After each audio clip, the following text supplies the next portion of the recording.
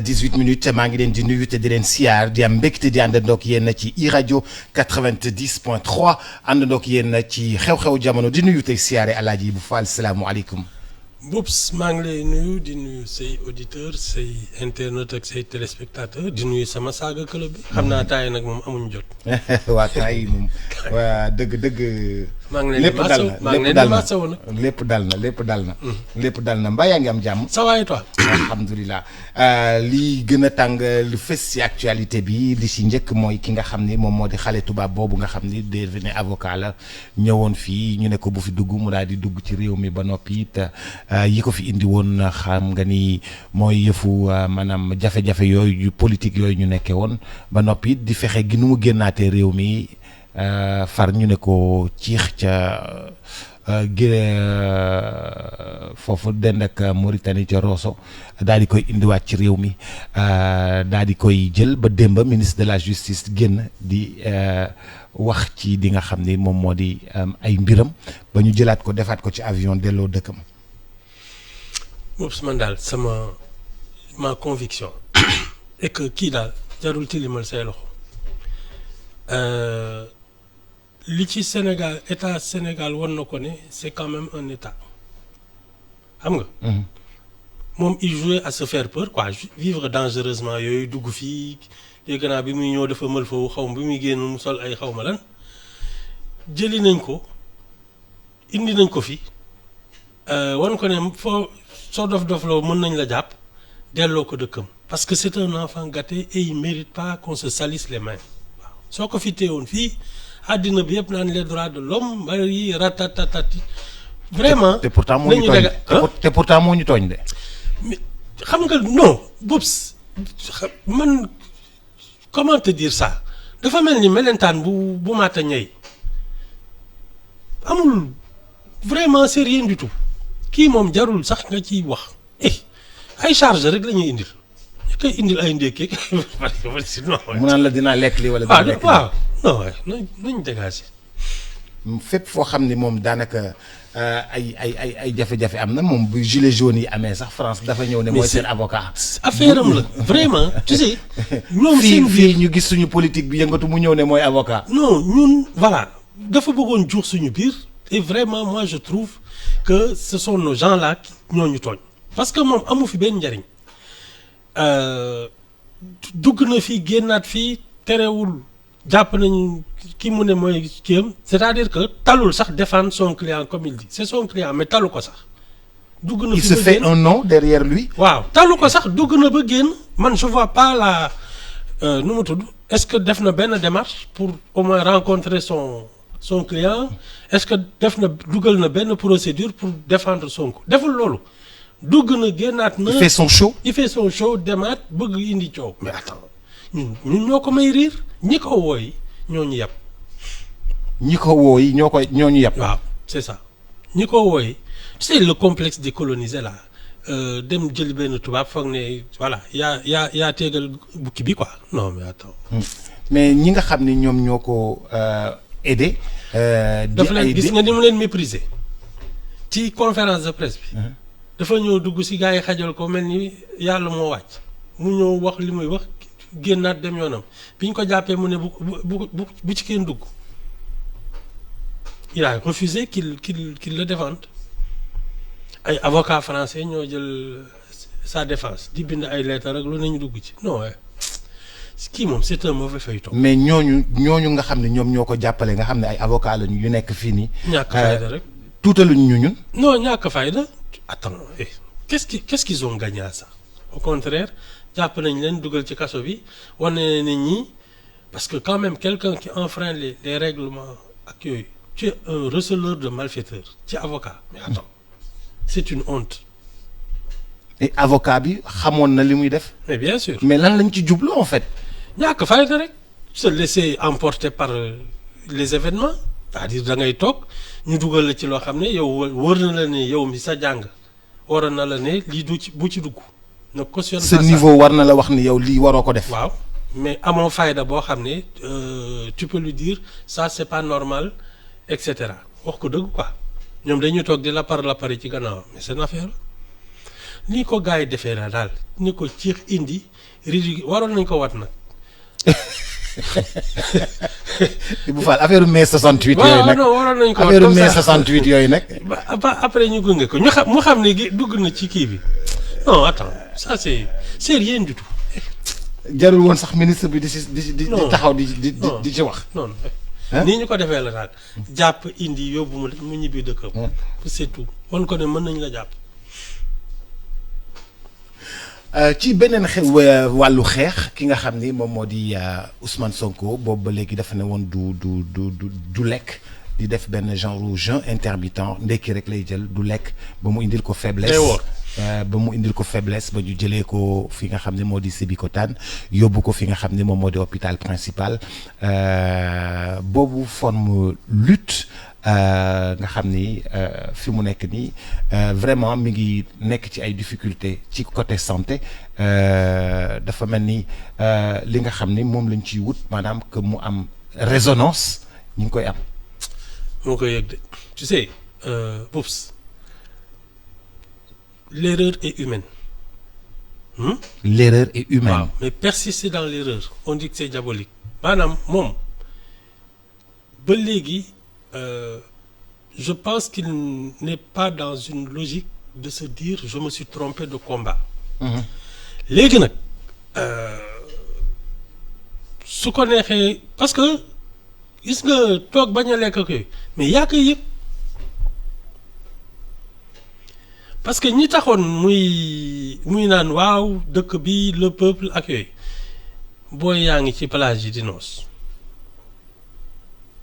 ku nekk ngi tëdd sa kër di yeewu di lekk di naan ñi ko doon jëy yëpp naan ko guerrier nga dem ceeg yooyu amu ci kenn kuy woor amu ci kenn kuy grève amu ci kenn koo xam ne dina wax sax le 10e de ce que Ousmane Sonko a dit c'est-à-dire qu'on l'a poussé ba mu dugg ci kaso bi nag ku nekk di dof-doflu di yolleeku amu ci kenn kuy nangoo woor sax ndax liñ ko jàpp waxuma la nag di génn di manifester ak yooyu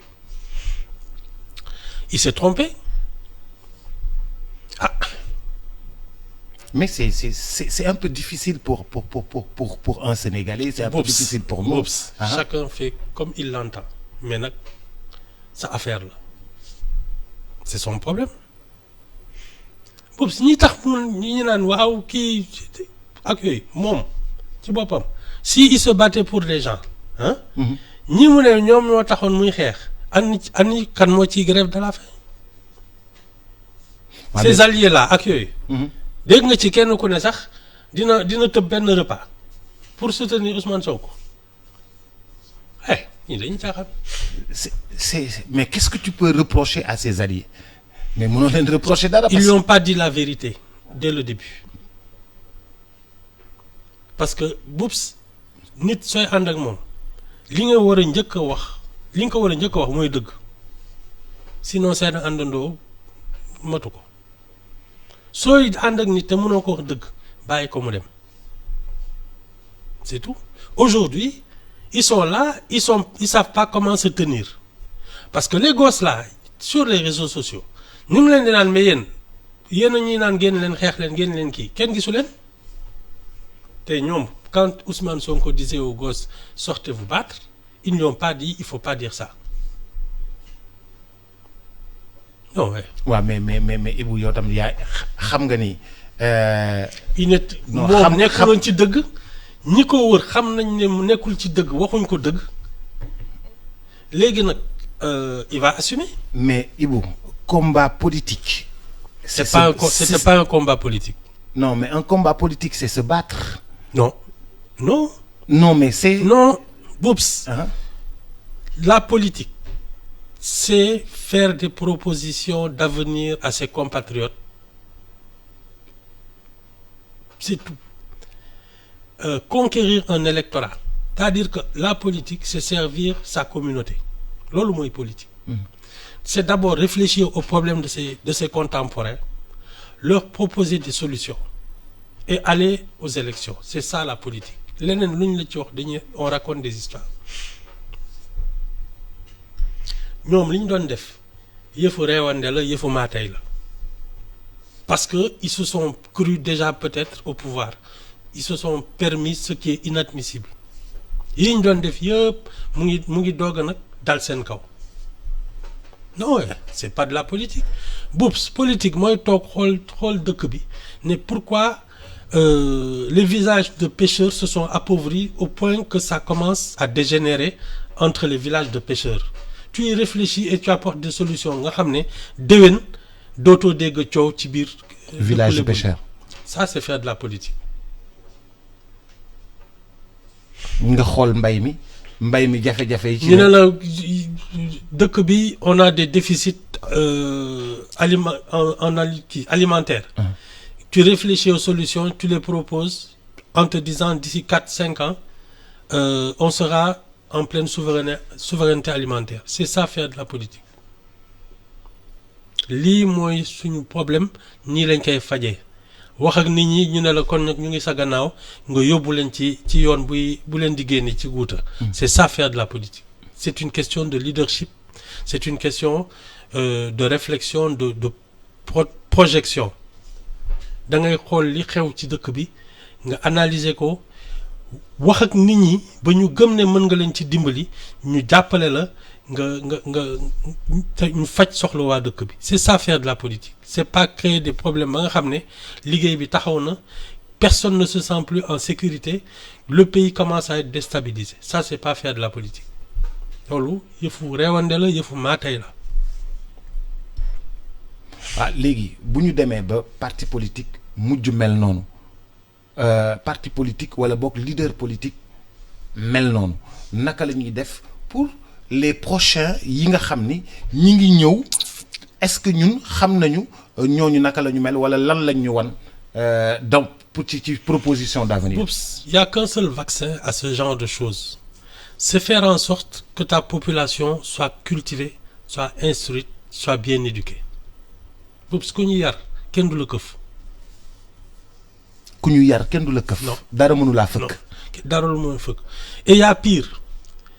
Gis nga dañu nekk ci dëkk boo xam ne les gens n'ont même plus le sens des responsabilités. Parce que li fi xew muy dëkk bi di tàkk ak yooyu ñëpp toog seen kër naan non vraiment di ngungu nekk di kii. Ça c'est rien du tout. Tu as vu que nous sommes entourés d'une ceinture de feu. Dëkk yëpp fi mu nekk ni yëngatu nañ. La stabilité Niger, Mali, Burkina, Guinée. Oui. La stabilité du Sénégal dérange tout le monde. Parce qu'on est comme un cheveu dans la soupe. On risque d'avoir des ennemis qui vont venir. Ils sont déjà là, sax suñu biir. Mais ñooñu mën nañ leen maîtriser parce que c'est entre Sénégalais. Mais quand un ennemi viendra de l'extérieur, ñii nga xam ne ils n'ont même pas osé prendre leurs responsabilités face à leurs compatriotes. Tu crois qu'ils vont défendre le Sénégal? Ñun loolu moo ñu yor. On n'a même pas des Sénégalais qui sont conscients de leur devoir patriotique, de leur responsabilité. Et ça, il faut que ñu jóg ci léegi. Il faut mettre les gens devant leur responsabilité. Et vous voulez reprocher aux Sénégalais ni ñu nekkee mou devant tous ces événements-là? Dañu ragal, oui. Surtout les leaders de l'économie, les leaders des syndicats, ceux qui se réclament vraiment. Et c'est ceux-là qui font la société civile. Ceux qui se rek ñi yore économie bi. Oui. dañoo ragal mais dañuy ragal ñu saagale. La vie. ba pare ñoom ñooy dimbali politiciens yi. Boops. ñi yore économie ñoom ñooy dimbali politiciens yi. Imagine koo xam ne dafa ragal saaga. Bés bu borom fetal taxawee ci kanamam qu'est-ce qu'il va faire? dafay tuur ndox. Voilà. C'est ça notre problème aujourd'hui. Nous n'avons pas des gens capables de défendre leur pays. Seen patriotisme moo fa toll. D'ailleurs gis nga seen égoïsme bi. C'est ça qui fait que tu sais le patriotisme aussi il est économique. Li tax ñu bëgg lu yomb di dem di jëndi lu ci àll bi ñoo di ko indi fii di daaneel suñu économie manque de patriotisme la sax ñun loolu moo ñu dal. On a un vrai problème avec le sentiment national et il faut redresser ça. mais Ibou kon yow ñi yore économie bi ak ñi yore nga xam ne dañu ne ay syndicalistes lañu taxaw di défendre kii. défendre ñu dara. bi réew mi di tàkk ñoom ñëpp dañoo ne pat. ku nekk jël sa mbàjj sangu taal sa climatiseur. Pour te dire que quand ils défendent quelque chose c'est leurs intérêts égoïstes ñoom. seen ay salaire seen ay fiscalité seen ay impôts seen yooyu moo tax ñuy joytu mais quand le pays prend feu dañuy dem nëbbatu le jour où des ennemis du Sénégal débarqueront ici avec leurs pistolets doo ci gis kenn ku taxaw ne pare naa dee au contraire sénégalais yi sax la ñu yàpp parce que da nga ciy gis kuy naan way la magistrature est corrompue les militaires les policiers di yabaate quoi hein c'est ça nous notre problème aujourd'hui te comme de plus en plus l'étau se resserre autour de nous suñuy sàggan on va perdre notre pays.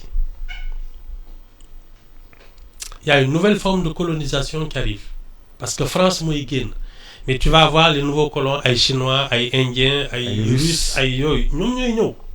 ay colonisation bu contemporain la loolu. c'est ça la nouvelle forme de colonisation ci loolu lañ jëm. da ngay changer tutelle da ngay dindi France. c'est ça indi Russie. c'est ça wala Inde wala Chine wala Brésil wala qui tu veux. yow da nga bëgg wax ne dañuy coloniser waat. mais pourquoi tu penses qu'on vend nos terres à ces gens-là sous prétexte que oui vraiment mën nañu leen jox ngeen vous êtes des investisseurs jaay leen ay suuf c'est ça le problème. benn nit mënta jënd benn étranger mënul jënd suuf en Chine. yow mii boo yoroon milliard. boo demee Chine mënoo fa jënd 1 mètre carré. ñu ne fii soo jógee ci bitim réew. ne je suis un investisseur. soo leen ne 161 000 kilomètres carrés du Sénégal ñu jox la ko. ah comme xaalis rek la ñuy dox. waaw soo leen ne ma jënd réew mi ñu ne la mu ngo day jaay on n'a pas ce patriotisme. est-ce que ñun waruñu jàng ci loolu waruñu ko jàng ci Chine. waruñu ko jàng ci Chine xool ne suuf si waruñu ko jaay keneen ku dul Sénégal. yàgg naa la ne si on continue comme ça dans quelques années les Sénégalais seront des Asiatiques hein. Et nous on sera parqués comme les Indiens d'Amérique dans des villages ñun ñi fi dëkk.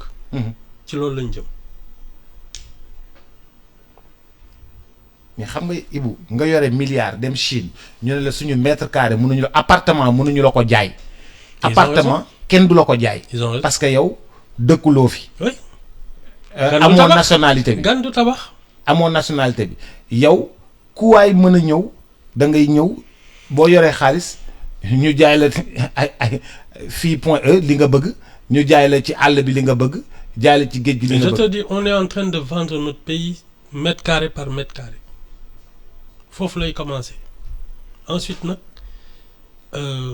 on va être déstabilisé politiquement ba nga xam ne on n'aura même plus les moyens de nous défendre dans nos terres on va nous parquer comme les Indiens d'Amérique ci ay réserve. ñu am ay villages ñun. waaw genre ñeneen ñi nekk ci. c'est ça ci lañ jëm. tout ça parce que les mais Sénégalais loolu lan moo ko war a yee ci ñun naka la ñu war a def ba Sénégalais yeewu ci loolu wala Sénégalais lu mu amul moyen. lu mu amul moyen moo tax. non c'est un état d'esprit c'est une philosophie te loolu leader politique moo koy indi li tax ma ne la politique c'est quelque chose de très sérieux. Leader politique mooy indi genre état d'esprit yooyu et tu sais c'est dommage. Parce que les courants, les deux derniers courants qui ont connu pour moi du succès, c'est Y en a marre qui parlait d'un nouveau type de Sénégalais. Oui. Oui. Ensuite, tu as eu les patriotes. Ça veut dire qu'on sait que nous, notre vrai problème est un problème humain. Nous, suñu bind, ak notre philosophie, notre manière de vivre, c'est ça notre plus gros problème. Le plus gros gâchis, c'est que quelqu'un comme Ousmane Sonko, qui voit des gens adhérer à lui comme un gourou. Parce que ni kay top, ni ci bari anduñ ci sax ak sen sago. Sonko, il aurait pu justement entrer dans cette voie-là. Il a fait l'inverse. C'est tout. C'est que nous, on nous a mal formés, on nous a donné une sorte de... On a comme un problème congénital. Dans les Sénégalais, au lieu d'être fier de ce que tu es, tu penses que le Sénégalais, c'est la dernière race après les crapauds, quoi. C'est un problème. waaw Ibou léegi nag loolu noonu lan moo koy yee ci ñun nan la ñu mën a def ba réew mi yeewu xam ni dañoo war a am seen fierté xam ni dañoo war a liggéey seen réew. xam ni dañoo war a. taxaw ci seen tous les grands pays benn leader mooy jóg gars yi topp ko et il mène les gens dans la bonne voie ay Mao Tse-tung ay Charles de Gaulle. ñooñu la rek dafay am koo xam ne day yeewu. nit ñi topp ko mu yóbbu nit ñi fi ñu leen war a yóbbu mais nous malheureusement ces dernières années on n'a pas de leader amuñu kilifa boo xam ne jàpp nañ ne mën nañu yóbbu ci li gën ci ñun. yaakaar nga dama lay laaj rek de yaakaar nga xëy bés oto yi dellu ci tali bi nit ñi dellu ci trottoir yi ci mim réew. fayda la rek. nee naa la fii nit ñi yow da nga ne ma nit ñi ñooy dox ci tali yi. oto yi nekk ci trottoir. mais fayda la rek c'est une question de leadership bés bu ñu fi amee kilifa dëgg tu vas voir comment tout le monde va marcher droit parce que fii on n'est pas des héros suñu la nee puusal da ngay puus suñu la nee fii doo fi dox mais loolu et je dis la citoyenneté c'est pas un choix c'est par force. La citoyenneté c'est pas un choix. Non, c'est par force. waaw da ngay war a nekk citoyen wu dëkk bi. gëm dëkk bi. jàpp dëkk bi. jàppale dëkk bi. soo ko bëggul sax di nga ko respecter. Les institutions doivent se faire respecter. Les autorités doivent faire respecter les institutions. Ils doivent les respecter. Ils doivent faire respecter les institutions. Nous, on a un problème justement de respect vis-à-vis de nos institutions et de notre. Regarde ce qui s'est passé avec l'Assemblée nationale. L'histoire de Khalifa Sall et de comment il s'appelle Karim Wade. Mais boups, ce qu'on appelle l'autorité de la chose jugée. On a jugé, des magistrats ont fait leur travail. Les politiciens s'arrangent pour contourner ça. Mais c'est de la forfaiture. Tu considères que l'affaire Karim Wade Khalifa ils ont trahi même leur pays. Parce que tu peux pas avoir une magistrature qui fait son travail. Ba mu jeex. amatul recours amatul dara.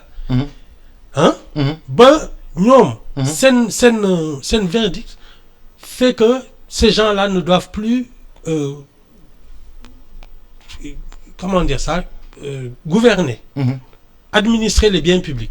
Parce que loolu la seen kii bi indi.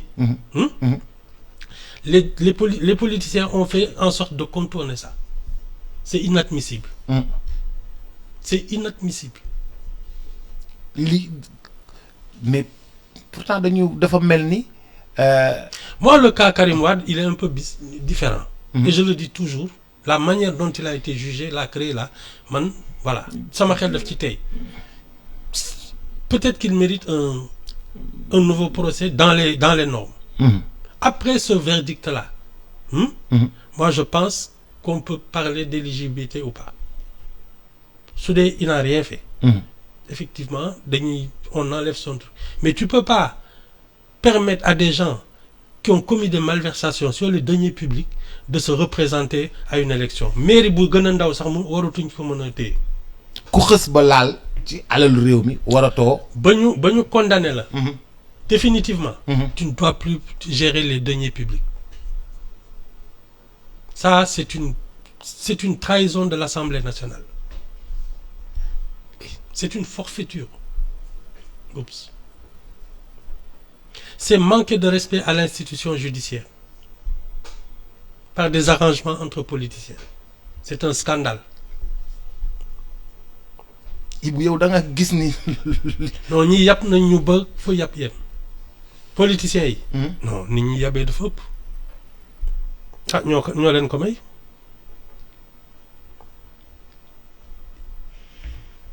Forfaiture. C'est une forfaiture. Et tu sais, xam nga kañ ngay xam ne justement les gens, ceux qui se disent les patrons des accueils, xam nga l'économie, c'est eux qui la tiennent. Les investisseurs recueillent. Ils sont en train de voir des gens qui ont commis des malversations, qui ont détourné de l'argent, avoir la chance d'aller aux élections et d'être président de la République.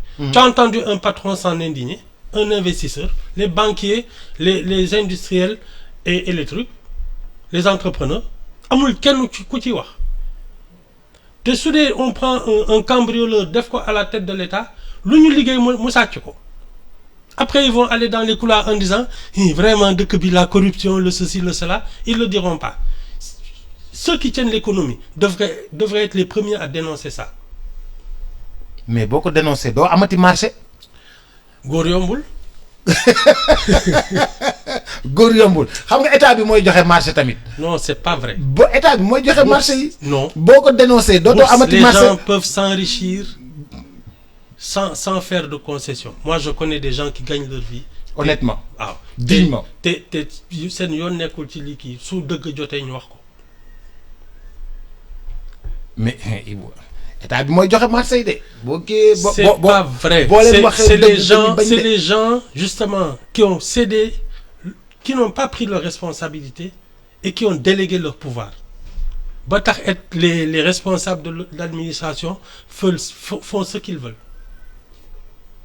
ñun ñoo leen seetaan ba ñuy def ak di dindi. On a donné au président de la République les pouvoirs qu'il a. Mais ñu ñoo ko may. Parce que si on décidait de changer les lois et d'équilibrer les choses, de mettre chacun à sa place, kenn du def lu ko neex. C'est ça. Et moi, je trouve que les leaders économiques, les leaders de la société, c'est les premiers à devoir s'indigner de cette affaire. Parce que c'est notre économie qui sera en danger. Pour yow politiciens dañoo combine suñu kaw. dañoo combine. Imagine un escroc, parce que justement on a changé les articles du code électoral, qui prend le pays. Ku ñëw mu ne la kaay ma jaay la def ci poosam parce qu'on aura admis ça. Qui vole un œuf vole un bœuf. Et nous on admet maintenant que des gens qui ont des problèmes avec l'argent deviennent les présidents de la République. Mais attends. Et personne ne s'en indigne. Dégouma ken dans le monde économique qui dit c'est pas normal. Nous on veut des gens vertueux à la présidence de la République. Mais Ibou politique bi ñoom ñoo yore guidon bi. C'est pas vrai. Les hommes politiques, tu sais, dans les pays normaux, c'est la société qui crée un homme politique parce qu'elle choisit son élite. Et en général, ceux qui ont le plus d'influence, c'est justement les leaders économiques. Parce que tu ne peux rien faire sans les moyens. Si demain, tous les investisseurs, les entrepreneurs qui décidaient de quitter le Sénégal, mais comment l'État récolterait des impôts? Nga am ay usine 4000 5000 personnes nga ne j'en ai marre tëj ko jël sama xaalis yóbbu ko Gambie wala Mauritanie wala Mali su ko ñëpp defee l'État n'a plus d'argent. ndax impôt lay dundee. Alors. Mais donc les leaders économiques dañoo war a wax ci li xew ci réew mi dañoo war a jël seen responsabilité. Non seulement wax mais jëfe ko mais comme ñoom tam ils n'ont pas ce patriotisme parce que le patriotisme économique aussi il existe et je n'en vois pas qui en a fait preuve. Bi gën a yomb la ñuy def dem jëli ay kii à l'étranger ñoo teg ko fi. Non, c'est de la rigolade. Nous nous sommes mis en danger et avec la situation qui commence à se dessiner dans toute l'Afrique là, la bande de Sahel. suñu amul kilifa dëgg bu toog. bëgg réew mi mu jaral ko. On aura des problèmes. Et c'est même pas garanti parce que xam nga mooy li daal ay Ousmane Sonko da ngay ne man maa koy def kaay leen gaay na la wéy bàyyi ñu jiital la suñ leen ne caax dugal la ci kaso bi ñëpp dellu gannaaw reculer. Avocat yi dellu seen climatiseur dellu seen bureau. Voilà. ñi la ne woon acca déclarer ñoom seen candidature. Alors li parce que ñeneen ñaa ngi déclarer seen candidature bàyyi ko moom. Mais regarde les gens comme ku mel ni Thomas Sankara. Les gens disaient oui le guide de la révolution yooyu rey nañ ko jeex na Il a fallu presque 40 ans avant qu'on commence à parler de ces assassins qui. Mais ñi ko rey dañ installé kenn waxul. Dans le monde entier, ça se passe comme ça. Les gens, ce qu'on appelle le peuple là. soo ko wóoloo dee. le peuple waroo ko wóolu. Ah defal loo xam daal. ah. ma ne def daal loo xam moo gën a wóor. Parce que compter sur les gens là. Mais soo ne serait-ce que regarde un peu ce qui se passe souvent dans les trucs ay associations yooyu waxtaan bi su neexee ba ñu ne cotisation jot na wala jóg sonn tu vois plus personne. am déet kaay la ñu noos daal ñëppay ñëw fii nooy na ñëppay ñëw. et vous ne nous traite pas de pays de noskat waay. mu ñëw wax pays de travailleurs lañu parce que pays de góorgóorlu on dit pays de góorgóorlu. non am nañu tu sais c'est paradoxal. Boubs. ñun on n'a pas d'excuse. Parce que tout ce qui aurait pu faire de nous un grand pays. am na fi sauf le leadership. management rek moo ñu manqué. kilifa bu mat kilifa moo fi manqué. y a que ça hein? Parce que les Sénégalais là comme je dis c'est un troupeau hein. Mais quand tu as un bon berger mais tu vas dans la bonne direction. Et c'est ça comme dans tous les pays du monde. La grande masse c'est un troupeau. Maintenant si tu as un bon berger c'est parti hein. Tu décolles en 10 ans. Mais quand même suñu réew mi sentir nga ci ay quelques transformations en 10 ans. En fait quelques transformations en économie ou moi Boubs effectivement on peut pas nier que il y a eu des bon encore que c'est discutable dans les choix même. Mais man li ma gën a pour moi le pire des échecs et je pense que ça date de plus de 12 ans, ça date de presque au moins 30 ans, 35 ans. Boubs, on a échoué dans la construction du citoyen sénégalais. On a tellement négligé le facteur humain parce qu'on s'est concentré sur les questions matérielles. Oui, qui vit, hein, on est pauvre, infrastructure,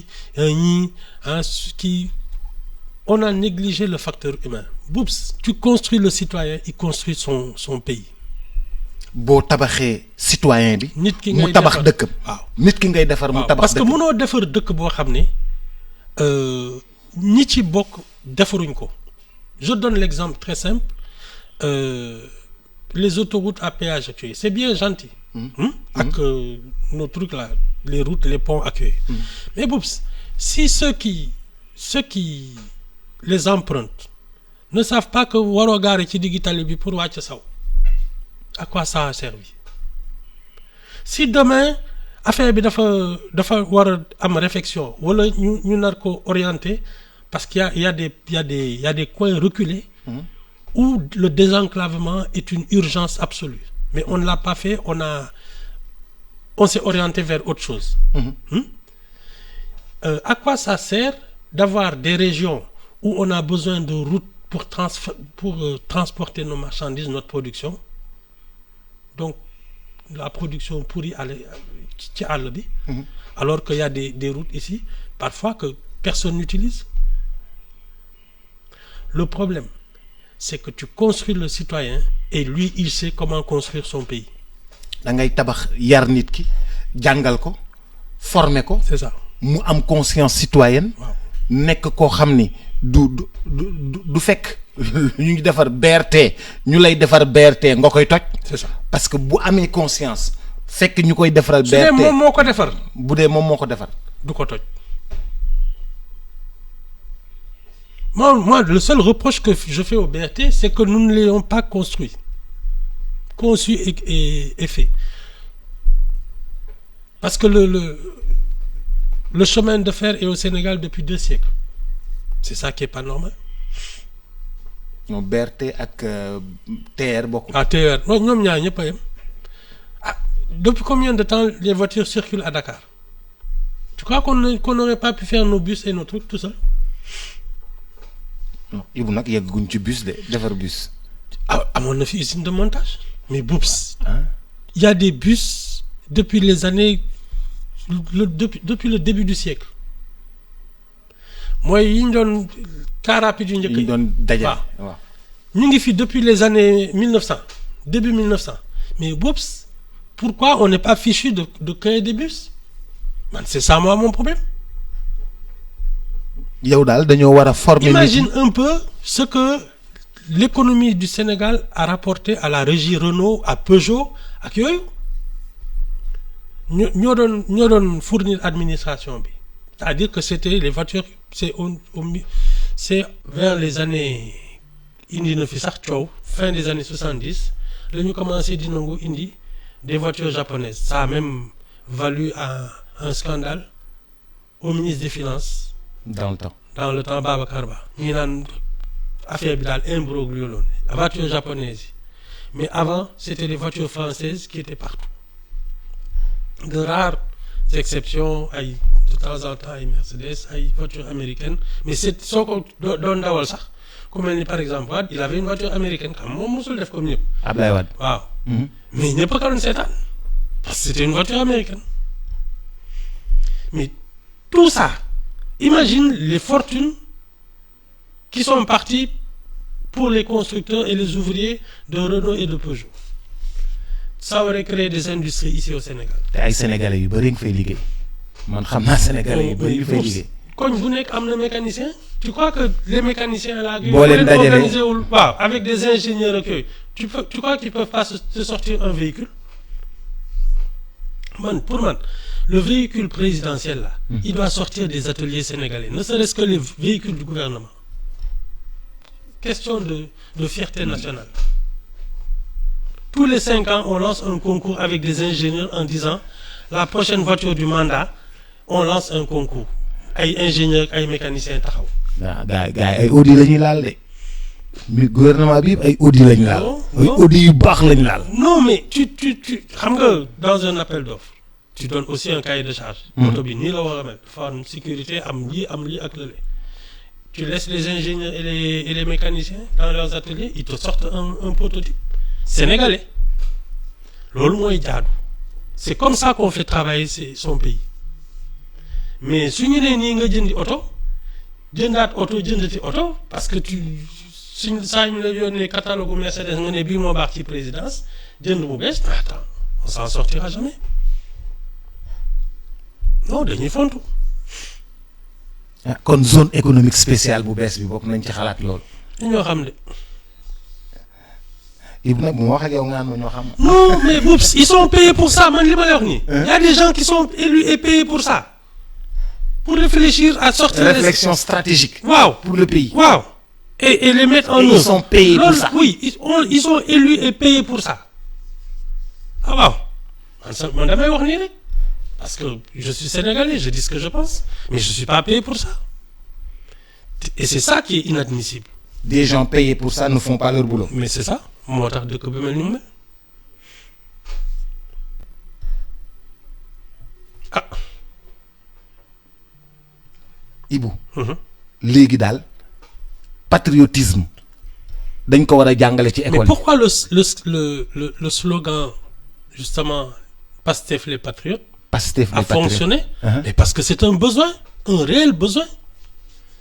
Il faut reconstruire le patriotisme. Reconstruire le citoyen. C'est ça. C'est la plus grande urgence. Parce que tu as beau développer un pays, si les gens n'ont pas le sens national, ils le vendront aux étrangers. te ñun looloo ñu dal. mais ñun ba pare suñu suuf si nag am na ñu ma gis ñoo xam ne dañu ñëw di bay si mais suppame yi ñuy defar yi ñuy génnee ci réew mi mosuma gis suppame yu toll noonu ak yu neexee noonu ak salade yu neexee noonu. je te dis oups on n'a pas d'excuse. mais mosuma gis salade yu neexee noonu. ñooñu bitim réew lañu jóge ñëw bay fi salade bu neex boo xam ne ak suppame bu neex boo xam ne ak yi naajo yu rëy. temps yi dama gis benn documentaire on a commencé à récolter le blé au Sénégal. Oui. Mango. On n'a pas d'excuse. mën na ne blé bi kii moo ci doon liggéey. Isra. on n'a pas d'excuse. même bële bi ñuy wuti mën am na fi mën nañ ko fi bay. waaw on n'a aucune excuse li ma la wax kay. am suuf on manque de patriotisme. oui oui la am preuve ndox. nos gens là les plus brillants ku ci dem tu soo amee un truc au concours général et d'excellentes moyennes tu vas à l'étranger tu te formes ak yooyu mais après tu restes à l'étranger. Nos sujets les plus brillants sont dans la diaspora pour te dire. Alaaji Ibou maa ngi lay gërëm di la sant ba suba ak jàmm. ba suba ak jàmm incha allah mbokk yi xarit yi yéen it ñoo ngi leen di gërëm di leen sant ba suba ak jàmm. naw lool Transfert suñu réew. d'argent bi di Kpay transfert d'argent par code